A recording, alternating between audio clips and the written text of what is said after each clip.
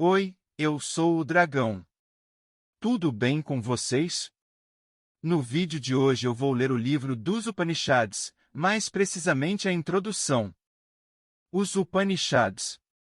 Sopro vital do Eterno. Introdução. As mais antigas escrituras da Índia, e as mais importantes, são os Vedas. Todos os hindus ortodoxos reconhecem neles a origem da sua fé e o seu texto escrito mais autorizado. Os Vedas são em número de 4, o Rig, o Sama, o Yajur e o Tarva. Cada um deles está dividido em duas partes, trabalho e conhecimento. A primeira é composta principalmente de hinos, instruções com relação aos rituais e às cerimônias, e regras de conduta. A segunda diz respeito ao conhecimento de Deus, o aspecto mais elevado da verdade religiosa, e é denominada Upanishads. O significado literal de Upanishad. Sentando perto devotadamente. Traz à mente, de modo pitoresco, um discípulo dedicado aprendendo com seu mestre. A palavra também significa ensinamento secreto, sem dúvida, porque um ensinamento só é outorgado àqueles que estão espiritualmente prontos para recebê-lo.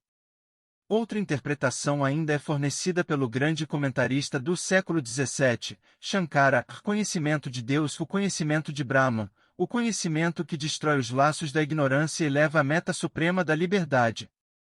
Não se sabe quantos Upanishads já existiram. 108 foram preservados, que variam em extensão de algumas centenas a muitos milhares de palavras, alguns em prosa, outros em verso, e outros ainda parte em prosa e parte em verso. Variam enormemente no estilo e na forma, frequentemente dentro do mesmo Upanishad, ora sendo simples e concretamente narrativos, ora sutil e abstratamente descritivos, assumindo muitas vezes, em ambos os casos, uma forma de diálogo.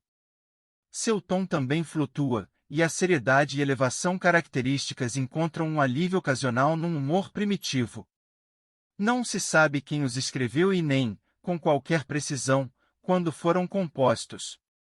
Os rishis, cujo conhecimento intuitivo eles personificam, permanecem totalmente nos bastidores, impessoais como a verdade que defenderam, estando suas vidas pessoais perdidas para sempre, inclusive os seus nomes. In the dark backward and abyss of time. No escuro reverso e no abismo do tempo.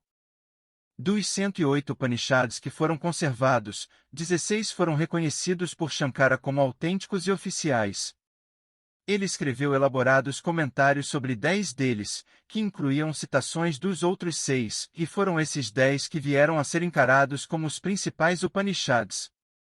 Seus nomes são os seguintes: Isha, Kena, Kata, Prasna, Mundaka, Mandukya, Taittiriya, Aitareya, Chandogya, Brihadaranyaka.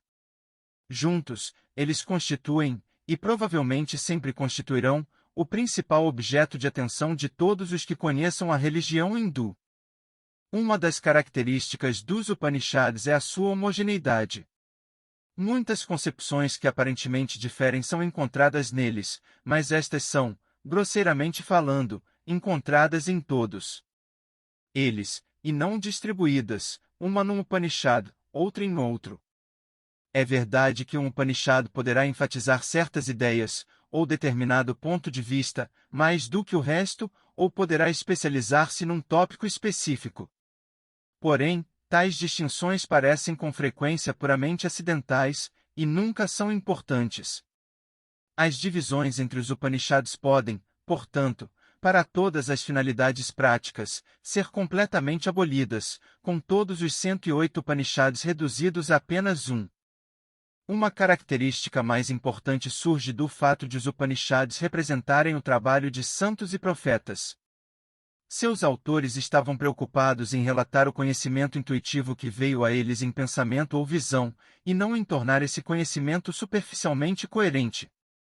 Eles não eram formadores de sistemas, e sim narradores de experiências. Temos de estar preparados, portanto, para encontrar aparentes inconsistências, para esquecer uma concepção pela absorção temporária em outra. Não devemos esperar encontrar toda a verdade reunida de uma vez para sempre numa formulação fácil, triunfante e consciente. Outra característica ainda dos Upanishads está relacionada com a sua forma. Em nenhum outro lugar poderia suspeitar um comendador. Ideias foram registradas com tão pouca consideração quanto a sua conveniência. Em nenhum lugar existe um começo lógico ou um final coerente.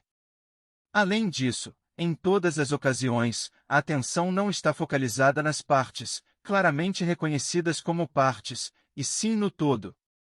Talvez numa afirmação concisa, completa e não analisada, ou em elementos particulares que formem, quando reunidos, uma concepção do momento. Os rishis.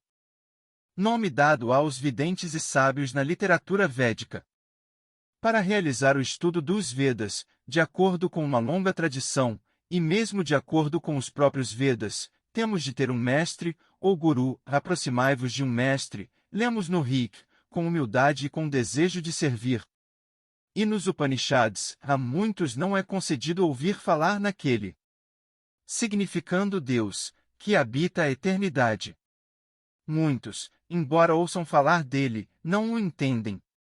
Maravilhoso é aquele que fala a respeito dele. Inteligente é aquele que aprende a respeito dele. Abençoado é aquele que, tendo aprendido com um bom mestre, é capaz de compreendê-lo.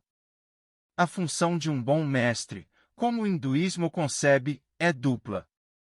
Ele naturalmente explica as escrituras, em forma e conteúdo. Porém, o que é ainda mais importante, ele ensina através da sua vida, através das suas ações diárias, das suas palavras mais casuais, algumas vezes até através do seu silêncio. O simples fato de estar perto dele, de servi-lo e de obedecer-lhe humilde e reverentemente significa acelerar o espírito. E a finalidade do estudo das Escrituras não é mera ou primariamente informar o intelecto, e sim purificar e enriquecer a alma. Como são agradáveis o estudo e o ensinamento dos Vedas! Aquele que se ocupa com essas coisas alcança a concentração. E não é mais um escravo de suas paixões. Piedoso, autocontrolado, disciplinado no espírito. Ergue-se para a celebridade e é uma bênção para a humanidade. Dissemos que o hindu ortodoxo encara os Vedas como seu texto escrito mais autorizado. Qualquer escritura subsequente, para ser encarada por ele como válida, tem de ser compatível com os Vedas. Poderá desenvolvê-los, ampliá-los, e ainda assim ser reconhecida. Não poderá, porém, contradizê-los. Os Vedas representam para o hindu, o mais aproximadamente que um documento humano pode representar, a expressão da verdade divina.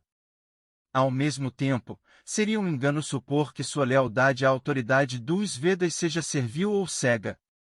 Se ele os considera a palavra de Deus, é porque acredita que sua verdade seja comprovável, imediatamente, a qualquer momento, através da sua experiência pessoal.